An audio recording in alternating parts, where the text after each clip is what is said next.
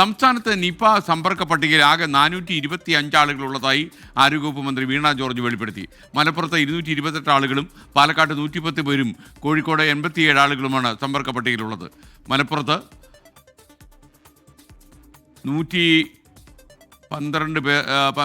12 പേർ ചികിത്സയിലുണ്ട്, 5 പേർ ICUവിലാണ്. സമ്പർക്ക പട്ടികയിലുള്ള ഒരാളുടെ ഫലം നെഗറ്റീവാണ്. ഈ പ്രദേശത്ത് പനി സർവൈലൻസ് നടത്താൻ നിർദ്ദേശം നൽകിയെന്നും മന്ത്രി വീണ ജോർജ് അറിയിച്ചു. അലക്സ് റാം മുഹമ്മദ് തിരുവനന്തപുരത്ത് വിവരങ്ങളുമായി ചേരുന്നു. Alex, good evening. പറയൂ അലക്സ്. Good evening. നിപ്പ ജാഗ്രത പ്രധാനമായും 3 ജില്ലകളിൽ തുടരുന്നു. മലപ്പുറം, കോഴിക്കോട്, പാലക്കാട് ജില്ലകളിലാണ് നിപ്പ ആശങ്ക നിലനിൽക്കുന്നത്. ഇന്നലെ 345 പേരാണ് ആകെ സമ്പർക്ക പട്ടികയിൽ ഉണ്ടായിരുന്നത്. അതായത് അവരുടെ കോൺടാക്ട് ലിസ്റ്റുകളാണ് ആരോഗ്യ വകുപ്പിന് ശേഖരിക്കാനായത്.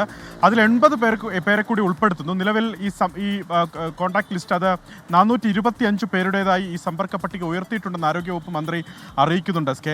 ഇതിൽ തന്നെ മലപ്പുറത്ത് 228 പേരും പാലക്കാട് 110 പേരും കോഴിക്കോട് 87 പേരുമാണ് സമ്പർക്ക പട്ടികയിലുള്ളത്. മലപ്പുറത്ത് 12 പേർ ചികിത്സയിൽ കഴിയുന്നതായി ആരോഗ്യവകുപ്പ് അറിയിക്കുന്നുണ്ട്. 5 പേർ ICUവിലാണ് ചികിത്സയിലുള്ളത്. സമ്പർക്ക പട്ടികയിലുള്ള ഒരാളുടെ പരിശോധനാ ഫലം നെഗറ്റീവായി മാറിയെന്നും ആരോഗ്യവകുപ്പ് അറിയിക്കുന്നുണ്ട്.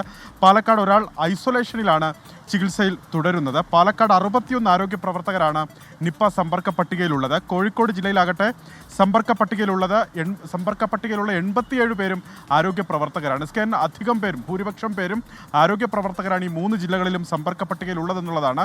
കനത്ത ജാഗ്രത തുടരേണ്ടതുണ്ട്. അത് മാത്രമല്ല, ഈ പ്രദേശത്ത് പനി സർവൈലൻസ് നടത്താൻ നിർദ്ദേശം നൽകിയിട്ടുണ്ട് മന്ത്രി. മാനസിക പിന്തുണ ഉറപ്പു നൽകണമെന്ന് പറഞ്ഞിട്ടുണ്ട്. പാലക്കാട് സമ്പർക്ക പട്ടികയിലുള്ളവരെ അവിടെ തന്നെ ഐസൊലേറ്റ് ചെയ്യണമെന്ന് അറിയിച്ചിട്ടുണ്ട്. സാമ്പിളുകൾ മാത്രം പരിശോധനയ്ക്ക് അയച്ചാൽ, വൈറോളജി ഇൻസ്റ്റിറ്റ്യൂട്ടിലേക്ക് പരിശോധനയ്ക്ക് അയച്ചാൽ മതിയാകും.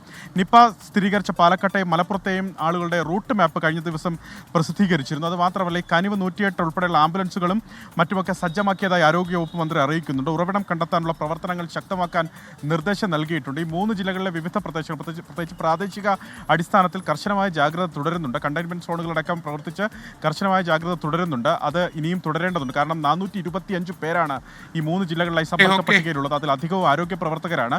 കൂടുതൽ സാമ്പിളുകൾ അടുത്ത ദിവസങ്ങളിൽ പരിശോധനയ്ക്ക് വിധേയമാക്കും.